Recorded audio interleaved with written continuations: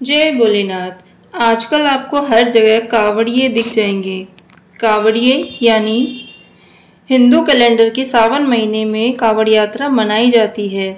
यह एक बहुत पुरानी परंपरा है जिसमें शिव भक्त पैदल चलकर गंगा नदी के किनारे स्थित धार्मिक स्थलों पर जाते हैं और वहां से पवित्र गंगा जल को लेकर आते हैं।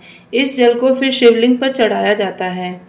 कावड़ यात्रा श्रावण मास में की जाने वाली सबसे बड़ी और सबसे छोटी यात्रा भी है। इस यात्रा को पूरा करने में कम से कम एक दिन और अधिक से अधिक एक महीने का समय लगता है।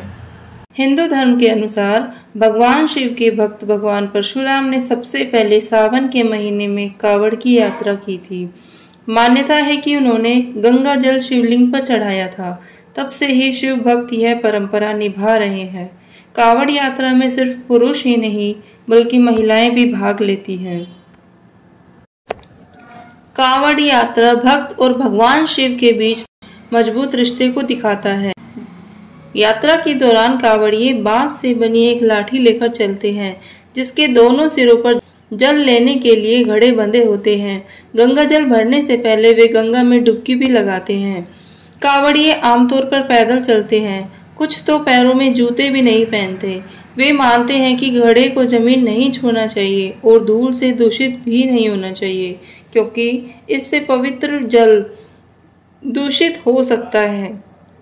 कावड़ लाने वाला कावड़िया पूरे महीने श्रावण के पूरे महीने में ना तो मांस, मदिरा इत्यादि का सेवन बिल्कुल भी नहीं करता। वह सात्विक रहता है। कावड़ यात्रा के 4 मुख्य रास्ते हैं: हरिद्वार, गंगोत्री, गोमुख और सुल्तानगंज से देवघर। हरिद्वार वाला रास्ता सबसे ज्यादा लोकप्रिय है, जहां भक्त हरिद्वार से ऋषिकेश के नीलकंठ महादेव मंदिर या उत्तर प्रदेश के बागपत के पुरा महादेव मंदिर जाते हैं। कुछ भक्त गंगा के उद्गम स्थल गोमुख से अपनी यात्रा शुरू करते हैं और अपनी अपनी मंजिल तक जाते हैं। एक और महत्वपूर्ण रास्ता गंगोत्री है, जहां भक्त गंगा जल को काशी विश्वनाथ मंदिर, वाराणसी या झारखंड के वैद्यनाथ धाम से ले जाते हैं। इन रास्तों के अलावा कुछ भक्त सुल्तानगंज से गंगा का पानी लेकर देवघर के वैद्यनाथ मंदिर जाते हैं। हालांकि कावड़ियों के लिए कई और रास्ते हैं। कावड़ में गंगा या किसी पवित्र नदी का ही जल रखा जाता है, किसी कुएं या फिर तालाब का नहीं। कावड़ को हमेशा स्नान के बाद ही स्पर्श करना होता है। यात्रा के समय कावड़िए चमड़े से बनी चप्पल, जूते इत्यादि किसी भी वस्तु का प्रयोग नहीं करते। कावड़ियों को हमेशा जत्थे के साथ ही रहना चाहिए। कावड़ को कभी भी जमीन पर नहीं रखा जाता। इन सब नियमों के साथ कावड़िए अपनी यात्रा को पूरा करते हैं। आइए अब हम जानते हैं कि कावड़ के कितने प्रकार होते हैं।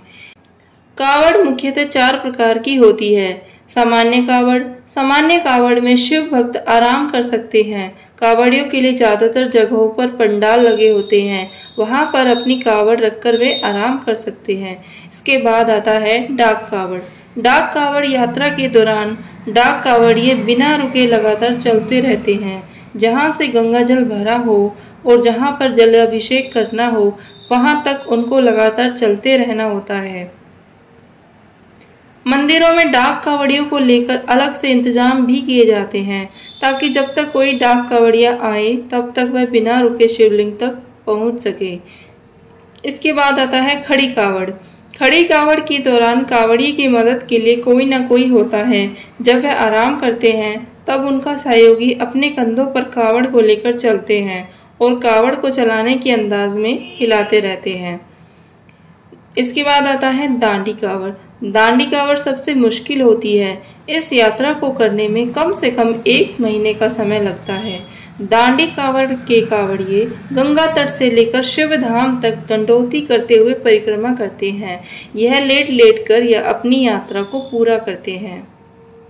कावड़ लाने का एक सामाजिक उद्देश्य यह भी है कि नदियों से दूर दराज रहने वाले लोगों को पानी का संचय करके रखना पड़ता है। हालांकि मानसून काफी हद तक इसकी आवश्यकता की पूर्ति कर देता है, लेकिन कई बार मानसून पर भी भरोसा नहीं होता है।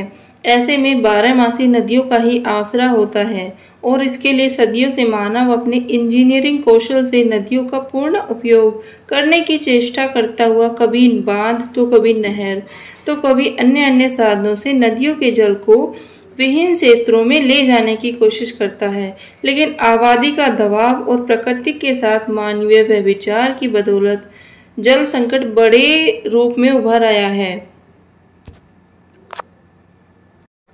इस तरह पवित्र तीर्थ यात्रियों के माध्यम से कांवड़िये पूरे भारत में हर एक गांव जगह जगह पानी का वितरण कर देते हैं। है ना कितने आश्चर्य वाली बात। लेकिन यही तो है भारत की महान संस्कृति और सभ्यता। जय भोलेनाथ, बम बम भोले।